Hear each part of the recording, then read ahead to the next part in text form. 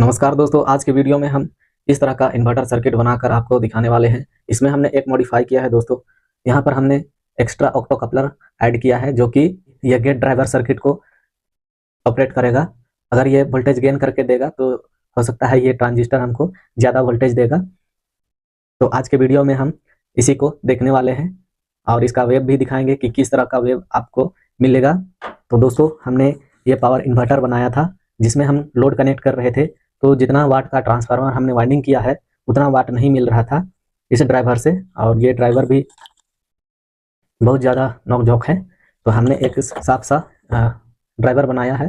तो देखेंगे इसमें क्या हमको पहले की तरह आउटपुट मिल पा रहा है या नहीं। अगर दोस्तों आप मेरे चैनल में नए हैं तो चैनल को सब्सक्राइब कर दीजिए और बेल का आइकन को ऑन कर दीजिएगा ताकि इसी तरह का नया नया वीडियो सबसे पहले आपको मिलता रहेगा। और ये वीडियो अच्छा लगता है तो एक लाइक जरूर कीजिएगा दोस्तों, और ये वीडियो को अपने दोस्तों को शेयर जरूर कर दीजिएगा। तो चलिए हम ये ड्राइवर सर्किट को बनाते हैं।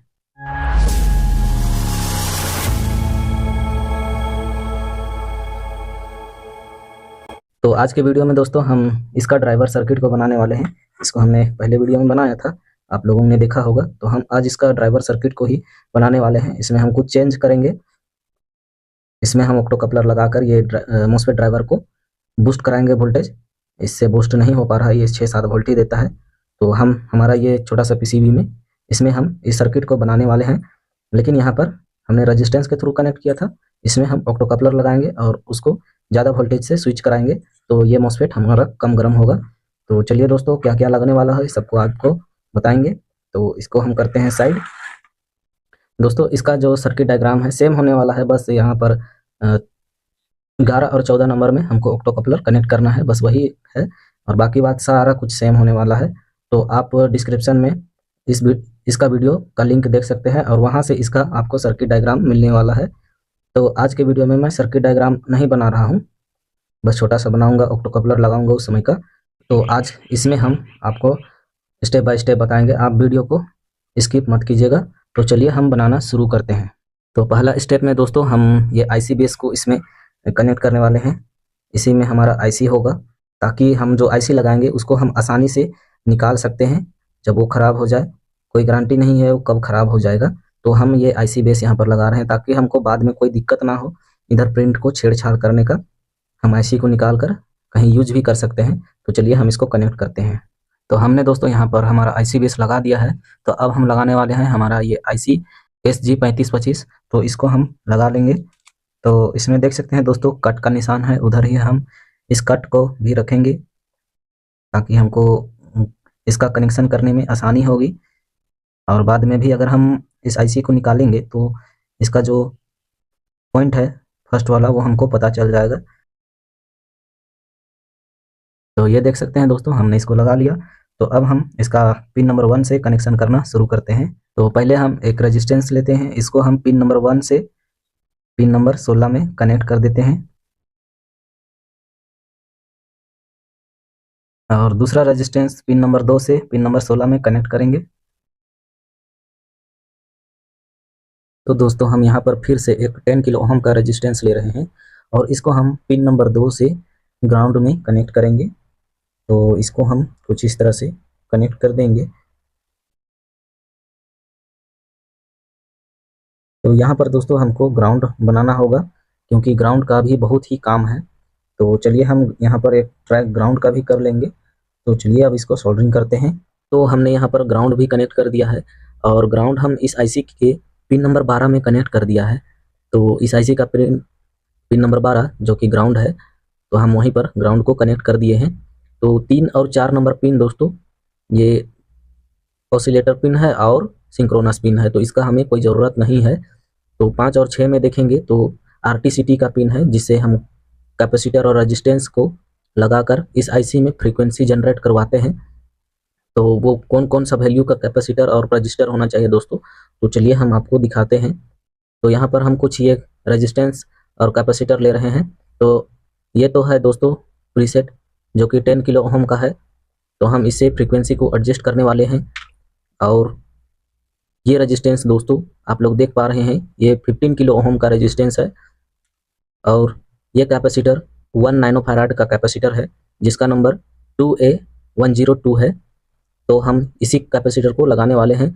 कैसे जानेंगे दोस्तों कि ये कितना फ्रीक्वेंसी आउट करके देगा हमें? तो चलिए हम आपको कैलकुलेट करके भी दिखा देते हैं कि हमें ये कितना फ्रीक्वेंसी जनरेट करके देगा, कितना हम एडजस्ट कर पाएंगे, सारा कुछ आपको दिखाते हैं। तो हम हमारा फ़ोन में साइंटिफिक कैलकुलेटर खोल लेते हैं और इसमें हम वैल्यू डालेंगे 1.72। ये फिक्स रहता है दोस्तों, इसको कोई छेड़छाड़ नहीं करना है। उसके बाद हम ये डिवाइडर वाला है तो इसको हम डिवाइड कर देंगे। उसके बाद हम नीचे वैल्यू पुट करेंगे। तो यहाँ पर कैपेसिटर का जो वैल्यू है उसको डालेंगे। तो कैपेसिटर हमारा 1 नैनो फैराड का है, तो हम 1 इंटू 10⁻⁻9 कर देंगे, क्योंकि हमारा कैपेसिटर का वैल्यू नैनो फैराड है। अगर मिली फैराड रहता तो वहाँ पर हम 3 जीरो लगाते, यानी कि यहाँ पर -3 करते। अगर माइक्रो फैराड रहता तो हम वहाँ पर -6 करते। तो हमारा यहाँ नैनो फैराड है, इसीलिए हम यहाँ पर 9 किए हैं। अगर पिको फैराड होता तो हम -12 करते। उसके बाद दोस्तों हम इसको इंटू करेंगे हमारा रजिस्टेंस से। तो एक है हमारा 15 किलो ओम का और दूसरा है 10 किलो ओम का। तो हम मैक्सिमम पहले निकाल लेंगे। तो हम यहाँ पर 15 किलो ओम का रजिस्टेंस को ही लेंगे, तो हमें यहाँ पर किलो ओम में लिखना होगा। तो ये हमारा 15 किलो ओम का रजिस्टेंस हो गया। तो यहाँ पर जो आंसर आया दोस्तों, ये हमको इतना फ्रीक्वेंसी नहीं मिलेगा, इसका आधा मिलेगा, क्योंकि ये आईसी 2 आउटपुट करता है फ्रीक्वेंसी को, पिन नंबर 11 और 14 से आउटपुट करता है। तो इसको हम, इसका आंसर जो आया उसको हम डिवाइड करेंगे 2 से। तो लगभग दोस्तों हमको मैक्सिमम इतना फ्रीक्वेंसी मिलने वाला है, 57 किलोहर्ट्ज मिलने वाला है। अगर हमारा ये रजिस्टेंस और कैपेसिटर में कुछ एरर होगा तो वो कम ज़्यादा हो सकता है। तो अब दोस्तों हम यहाँ पर हमारा मिनिमम फ्रीक्वेंसी को कैलकुलेट करते हैं। तो यहाँ पर हम 25 कर देते हैं, क्योंकि दोनों रजिस्टेंस सीरीज में होगा तो इसका वैल्यू 25 हो जाएगा। तो देखते हैं इसका आंसर कितना आता है। तो यहाँ पर 68,800 आ रहा है। तो इसका आंसर को हम फिर से 2 से डिवाइड करेंगे। तो ये आ रहा है दोस्तों 34 किलो हर्ट्ज। तो चलिए अब हम हमारा ये कैपेसिटर और रेजिस्टेंस को कनेक्ट करते हैं। तो ये कैपेसिटर का एक पिन को पिन नंबर 5 में कनेक्ट करेंगे और दूसरा को ग्राउंड के साथ कनेक्ट करेंगे। तो इसको हम चलिए कनेक्ट करते हैं। अब हम इस रेजिस्टेंस को दोनों को सीरीज करते हुए इसको हम ग्राउंड के साथ कनेक्ट कर देंगे। तो चलिए इसे भी हम कनेक्ट करते हैं। तो यहाँ पर देख सकते हैं दोस्तों, हमने 10 किलो ओम और ये 15 किलो ओम को कनेक्ट कर दिया है और सीरीज में इसको कनेक्ट किया है हमने। तो पिन नंबर 6 से सीरीज में कनेक्ट करते हुए हम इसको ग्राउंड किए हुए हैं। तो हम ये 10 किलो ओम पोटेंशियोमीटर से हम इसका फ्रीक्वेंसी को एडजस्ट करेंगे। तो अब दोस्तों नेक्स्ट पिन हम लोग कनेक्ट करेंगे पिन नंबर 7 से पिन नंबर 5 में एक 100 ओम का रेजिस्टेंस। अगर हम इसमें और 100 ओम का रेजिस्टेंस लगाएंगे तो हमारा मॉसफेट अच्छे से स्विचिंग कर पाएगा। नहीं तो अगर दोनों मॉसफेट साथ में ऑन हो जाएगा तो मॉसफेट खराब हो जाएगा। तो हम यहाँ पर 100 ओम का रेजिस्टेंस को कनेक्ट करते हैं। तो अब हम नेक्स्ट कनेक्ट करने वाले हैं दोस्तों ये कैपेसिटर को इस आईसी का पिन नंबर 8 में, जो कि इस आईसी को सॉफ्ट स्टार्ट करता है। तो हम यहाँ पर 25 वोल्ट 47 माइक्रोफैराड कैपेसिटर ले रहे हैं। तो इसको हम, इसका जो नेगेटिव टर्मिनल है उसको हम ग्राउंड के साथ कनेक्ट करेंगे और जो पॉजिटिव है उसको पिन नंबर 8 में कनेक्ट करेंगे। तो चलिए इसको भी हम कनेक्ट करते हैं। अब दोस्तों इसका पिन नंबर 9 देखा जाए तो यहाँ पर पिन नंबर 1 और 2 जो कि कंपैरेटर है उसका आउटपुट है पिन नंबर 9। तो यहाँ पर हमको वोल्टेज भी स्टेबल करना बहुत ही ज़रूरी होता है। अगर हम यहाँ पर इसको खाली छोड़ देंगे तो जब हम इस पर वोल्टेज को सेंस कराएंगे तो इसमें बहुत ही ज़्यादा नॉइस क्रिएट होगा। तो इसको एडजस्ट करने के लिए हम यहाँ पर ये कैपेसिटर लगा रहे हैं, 2A104J कैपेसिटर लगा रहे हैं। ये 100 नैनो फैराड का कैपेसिटर है। तो इसको हम ग्राउंड के साथ ही कनेक्ट करेंगे। तो चलिए इसको भी हम कनेक्ट कर देते हैं। तो यहाँ पर दोस्तों पिन नंबर 10 शटडाउन का पिन है, तो हम इससे करंट, टेम्परेचर ये सब सेंस करवा सकते हैं। जो कि हमने बहुत पहले बना रखा है, जो कि हमने ऑप एम्प सर्किट का यूज करके उसमें टेम्परेचर सेंस करवाया, करंट सेंस करवाया। अगर करंट हाई फ्लो करेगा तो ये ऑटोमेटिक शट डाउन हो जाएगा, टेम्परेचर हाई होगा तब भी ये शट डाउन हो जाएगा। तो उस तरह का ये शट डाउन पिन है, पिन नंबर 10। तो इसको अगर हम यूज नहीं कर रहे हैं तब भी, अगर यूज कर रहे हैं तब भी उसमें हम एक 10 किलो ओम का रेजिस्टेंस कनेक्ट करके उसको ग्राउंड करेंगे। तो चलिए हम इसको ग्राउंड करते हैं। तो अब हम यहाँ पर देखते हैं दोस्तों पिन नंबर 11। तो पिन नंबर 11 में हमको PWM सिग्नल मिलता है। तो वहाँ पर हम पहले, जैसे कि हमने पहले वाला जो कार्ड बनाया है इसमें हमने पहले ही डायरेक्ट इसको ट्रांजिस्टर से कनेक्ट कर दिया, लेकिन हम इसको यहाँ पर ट्रांजिस्टर को कनेक्ट ना करके हम ये ऑक्टो कपलर को पहले कनेक्ट करेंगे, उसके बाद हम इस तरह का ड्राइवर सर्किट बनाएंगे। तो चलिए हम पिन नंबर 11 और 14 में कनेक्ट करेंगे। तो हम यहाँ पर ऑक्टो कपलर यूज करने वाले हैं 817 नंबर का, जिसका पिन नंबर 1 पॉजिटिव है और pin number 2 negative, pin number 3 emitter और पिन नंबर 4 कलेक्टर पिन है। तो चलिए हम इसको कनेक्ट करते हैं।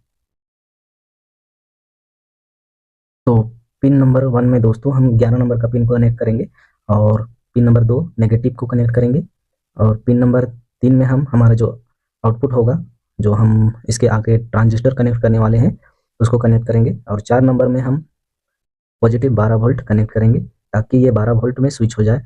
पहले दोस्तों इसमें हम कनेक्ट करते थे तो हमें यहाँ पर 6 वोल्ट से 7 वोल्ट तक ही मिल पाता था, 12 वोल्ट हमें नहीं मिलता था। तो हम यहाँ पर ऑक्टो कपलर लगा रहे हैं, देखते हैं इस बार क्या चेंजेस आता है इस ऑक्टो कपलर का यूज करने के बाद। तो आप लोग वीडियो में देखिए क्या रिजल्ट आता है। तो इसी तरह हम पिन नंबर 14 में भी कनेक्ट करेंगे। तो चलिए उसे भी हम कनेक्ट कर देते हैं। तो यहाँ पर दोस्तों पिन नंबर 13 और 15 में हमें सप्लाई देना होता है। तो पिन नंबर 15 में दोस्तों ये पूरा आईसी को सप्लाई मिलता है और पिन नंबर 13 में जो हमारा यहाँ 11 नंबर और 14 नंबर का पिन से जो आउटपुट मिलता है वो 13 नंबर का पिन से मिलता है। तो हम 13 नंबर से 15 नंबर में एक 1 किलो ओम का रजिस्टेंस कनेक्ट करेंगे, क्योंकि हमने यहाँ पर इस ऑक्टो कपलर के लिए कोई रजिस्टेंस कनेक्ट नहीं किया है। तो हम एक ही रजिस्टेंस पिन नंबर 13 में कनेक्ट कर देंगे और इसका दूसरा चेहरा को पिन नंबर 15 में कनेक्ट कर देंगे, तो ये कंट्रोल कर लेगा। तो चलिए हम इसको भी कनेक्ट करते हैं। तो जैसा कि मैंने बताया था दोस्तों, इस ऑक्टो कपलर का पिन नंबर 4 को हम 12 वोल्ट के साथ कनेक्ट करेंगे। तो चलिए हम इसको भी कनेक्ट करते हैं। तो दोस्तों हमने यहाँ पर ये ऑक्टो कपलर भी लगा दिया। तो अब हमें बनाना है गेट ड्राइवर सर्किट। तो उसके लिए हमें 4 ट्रांजिस्टर चाहिए होंगे, 2 NPN और 2 PNP। जो ये पहला वाला देख रहे हैं BD140, ये PNP ट्रांजिस्टर है और ये BD139 ये NPN ट्रांजिस्टर है। तो हम इसी का यूज करने वाले हैं। तो आपको दोस्तों हम इसका सर्किट डायग्राम दिखा देते हैं कि सर्किट डायग्राम किस तरह का है। तो ये हमारा सर्किट डायग्राम है दोस्तों, आप देख पा रहे हैं। तो ये है दोस्तों NPN ट्रांजिस्टर और ये PNP ट्रांजिस्टर और ये NPN। जो NPN है उसको ब्लैक से किया है और जो PNP है उसको रेड से किया है। तो यहाँ पर कुछ इस तरह से कनेक्शन करना है दोस्तों। NPN और PNP का एमीटर पिन से हमें आउटपुट मिलेगा और NPN का कलेक्टर पिन में हमें पॉजिटिव सप्लाई देना है और PNP का कलेक्टर पिन में ग्राउंड देना है। और जो गेट है उसको एक साथ कनेक्ट करके जो हम ऑक्टो कपलर लगाए हैं यहाँ पर, जो ये ऑक्टो कपलर है वहाँ पर हम कनेक्ट कर देंगे। और दोस्तों यहाँ पर देख पा रहे हैं एक एक्स्ट्रा रेजिस्टेंस लगा हुआ है 1 किलो ओम का।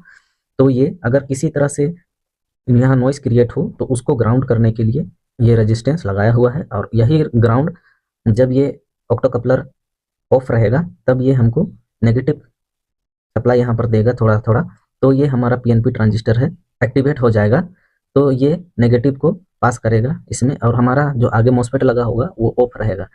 कुछ इसी तरह इसमें भी है। और हमने यहाँ पर 470 माइक्रोफैराड का कैपेसिटर भी लगा दिया है ताकि यहाँ थोड़ा फिल्टर भी हो सके। तो आप इसका स्क्रीनशॉट ले सकते हैं। तो चलिए अब हम इसी को हम इस सर्किट में बनाते हैं।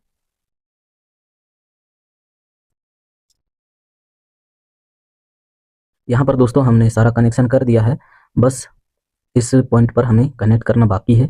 तो मैं यहाँ पर आपको बता देना चाहूँगा कि यहाँ पर हमको 6 पिन का ही ज़रूरत होने वाला है।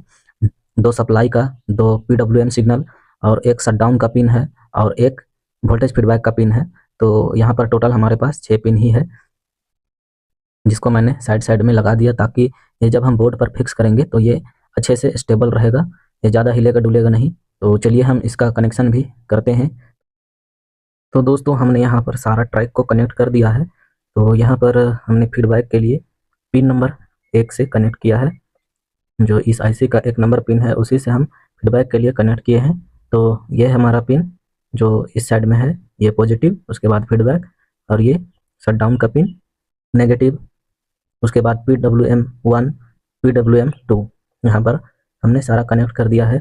तो चलिए अब हम इसको टेस्ट करते हैं हमारा ऑसिलोस्कोप से कि यह किस तरह का वेव निकाल पा रहा है या नहीं, काम हो रहा है या नहीं, कितना मिनिमम फ्रीक्वेंसी निकाल रहा है, कितना मैक्सिमम निकाल रहा है, देखते हैं। तो यहाँ पर दोस्तों हमने इस कार्ड पर वायर कनेक्ट कर दिया है, ये पॉजिटिव है, ये PWM सिग्नल के लिए, और ये नेगेटिव। तो चलिए हम हमारा ये 12 वोल्ट का बैटरी के साथ कनेक्ट करते हैं इसको, और देखते हैं इसमें क्या रिजल्ट देखने को मिलता है।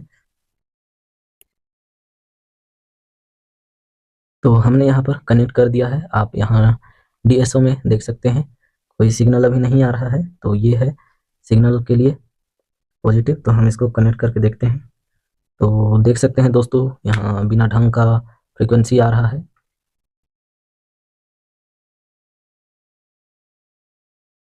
तो ये कोई फ़ायदा नहीं है, इस तरह का फ्रीक्वेंसी अगर हम MOSFET कनेक्ट करेंगे तो ख़राब हो जाएगा। तो दूसरा में देखते हैं किस तरह से आ रहा है। तो इसमें भी देख सकते हैं दोस्तों, इसमें भी कोई मतलब वाला नहीं आ रहा है। तो एक बार हम यहाँ पर देखते हैं कि यहाँ पर किस तरह से आ रहा है, जो कि इस आईसी से आउटपुट आ रहा है।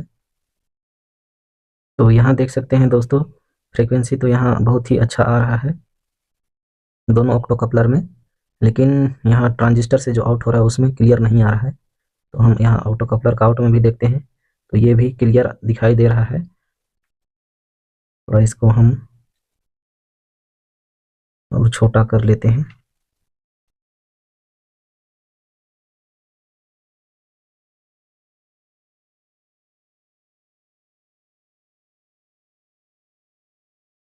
देख सकते हैं दोस्तों ये भी ऊपर से बस क्लियर है, नीचे क्लियर नहीं है। इसमें भी कुछ कैपेसिटेंस का इफेक्ट पड़ रहा है, जो कि जो कहाँ से आ रहा है पता नहीं। तो दोनों में वही हाल है। तो इस तरह से अगर फ्रीक्वेंसी आएगा तो हमारा कोई काम नहीं होगा। आपको हम एक बार जूम करके दिखा देते हैं।